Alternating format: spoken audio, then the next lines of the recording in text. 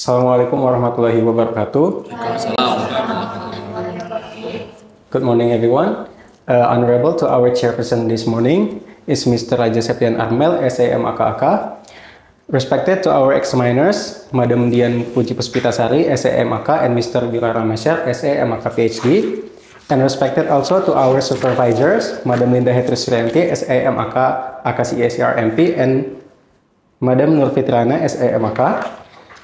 First of all, praise be to Allah Subhanahu wa Ta'ala who has given us health and blessing to attend this seminar this morning. Salawat and salam also delivered to our Prophet Muhammad Sallallahu Alaihi Wasallam. Allow me to introduce myself. My name is Ardiansyah with the number 2103-01156. On this occasion, I want to present the result of my study entitled The Influence of Islamic Religiosity on Students' Financial Well-Being in Pekanbaru through the Mediation of Financial Behavior, the Moderating Role of Financial Literacy. Let me begin with the research background. Financial well-being is a condition where a person can meet current and future financial needs, feels economically safe, and has control over managing their finance. Low financial well-being can hinder a quality of life and leading to prolonged economic difficulties. Based on data released by Statistik Indonesia, Pekanbaru City in 2025, the poverty rate in the city has shown an increasing trend over the past 5 years. This increasing reached its peak in 2025 with number of poor population recorded at 38.16. This phenomenon shows that financial well-being of people in Pekanbaru need to be improved. Students from low-income families are financially vulnerable and many turn to instant solutions such as online gambling and online loans. According to PPATK, online gambling transactions could reach 1.2 quadrillion by the end of 2025, with 39.8 million transactions recorded in the first quarter. Meanwhile, research by INDEF showed that youth loans exceed their average income, reaching 2.3 to 2.5 million compared to monthly earnings of only 2 million rupiah. Furthermore, a survey by Rio Research Center involving 974 students in Pekanbaru showed that 52% of students had seen close friends involved in online gambling, and 22% knew someone trapped in online loans.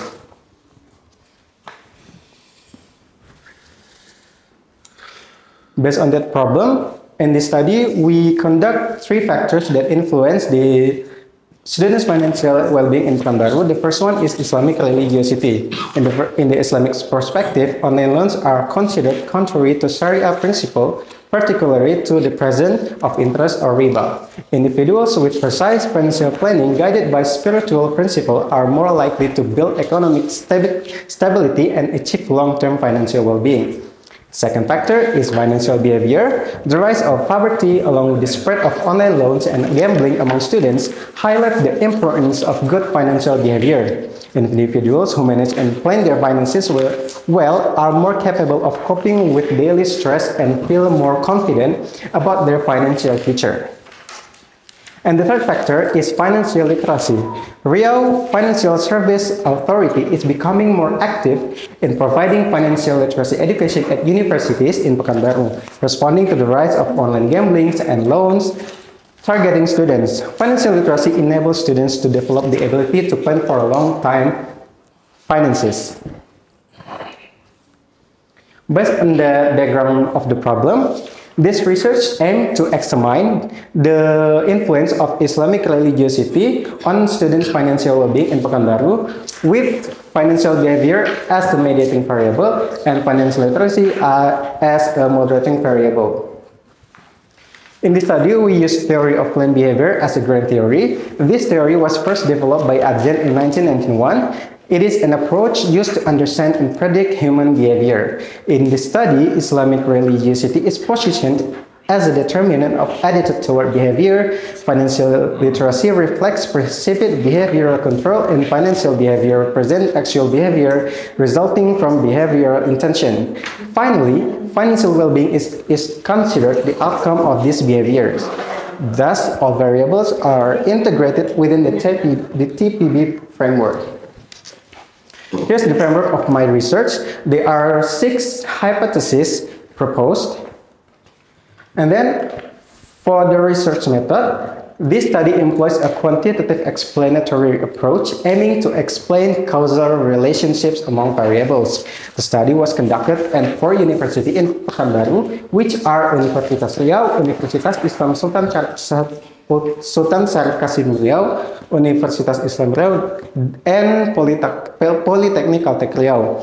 The selection of the institution was based on urgency or financial issues faced by students, particularly the rising dependence on online loans and online gambling, as indicated by survey results from the Riau Research Center. The respondent of this study is Muslim student who completed introductory financial courses. The sample size minimum is 103, determined using G-power. The sampling technique we use is accidental sampling, and the primary data collected by offline service with questionnaires. For the data analysis, we conducted 2 stages. The first one is measurement model to check the validity and reliability of each items. For the Islamic religiosity and financial well-being construct, we use confirmatory factor analysis to check the validity and reliability of the variables. And for the financial behavior and financial literacy, we use REST model with item response theory to test the fit of each item to their construct. And then we continue to the hypothesis testing. We use process macro by Hayes in who developed by Hayes in 2017. For the result, out of the 143 questionnaire data collected, 6 questionnaires were incomplete and 13 didn't meet the criteria, resulting in a total of 124 usable responses for analysis. Based on demographic profile respondent, this study mostly dominated by female, and by the group of age, the respondents are between 21 to 25 years old.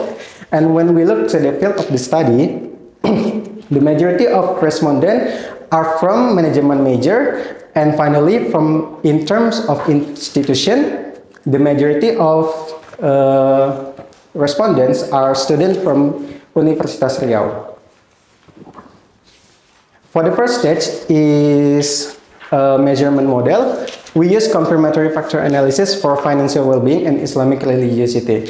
At the first test, we found that one item for Islamic religiosity is invalid with loading factor below 0.5 and need to be eliminated. After the elimination, we conclude that all the items had loading factor above 0.5. That conclude that all the items are valid. For the financial behavior and financial literacy variables, we use item response theory with trust model to check the fit of the item for measuring the construct. And based on the statistic calculation, we conclude that all the items within the acceptable range, 0.5 to 1.5 in fit and outfit. That conclude that all item is optimally measuring the construct. Next, we tested the reliability of variables using Cronbach alpha, as shown in the picture.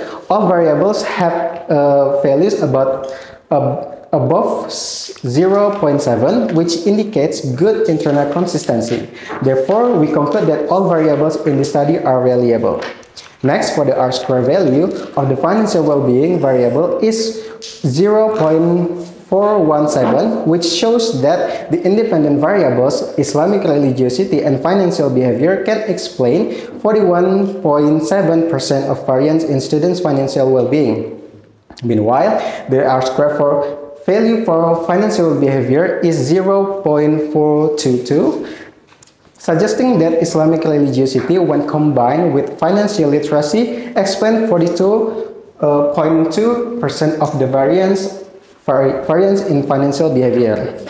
Finally, from the hypothesis testing, five hypotheses were accepted, while just one hypothesis was rejected. This result shows that Islamic religiosity plays a significant role to influence the student financial well-being in Pekanbaru, both directly and indirectly through financial behavior. Financial behavior is proven to be a key factor, especially through saving, planning, and avoiding impulsive spending. Islamic religiosity helps students manage their money more wisely by encouraging gratitude, lawful spending, and responsibility. The study also finds that financial literacy strengthens the relationship between religiosity and financial behavior. However, it doesn't moderate the link between religiosity and financial well-being. This means that financial well-being is not only material, but also spiritual. Students with high religiosity can still feel financially secure even if their financial literacy is limited. In line with the theory of planned behavior, Islamic religiosity shapes attitude toward behavior. Financial literacy reflects perceived behavioral control. Financial behavior represents actual behavior, and financial well-being is the outcome. Together, these findings provide a comprehensive view of how religiosity, behavior, and literacy interact to shape students' financial well-being. This study has several limitations. The first one is the research was only conducted in students in Pekanbaru, so the finding may not be generalizable to students in other regions. Second, the data were collected cross-sectionally, which cannot capture changes in financial behavior or well-being over time. The third, financial literacy was used to the only moderating variable, but it was found to be insignificant. The fourth, the R-squared values shows that independent variables explain less than 50% of the variation in the financial well-being, meaning there are other influencing factors not covered in the study. Based on those limitations, we suggest to future studies to involve students from other regions to improve representativeness and consider a longitudinal design to capture changes over time.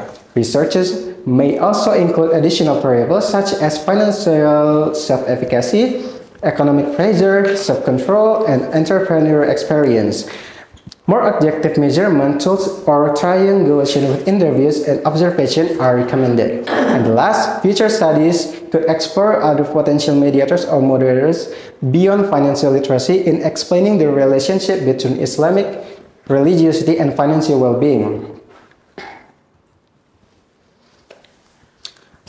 Okay, that concludes my presentation. To summarize, this study highlights the important role of Islamic religiosity and financial behavior in enhancing financial well-being, with financial literacy serving as an important moderating factor.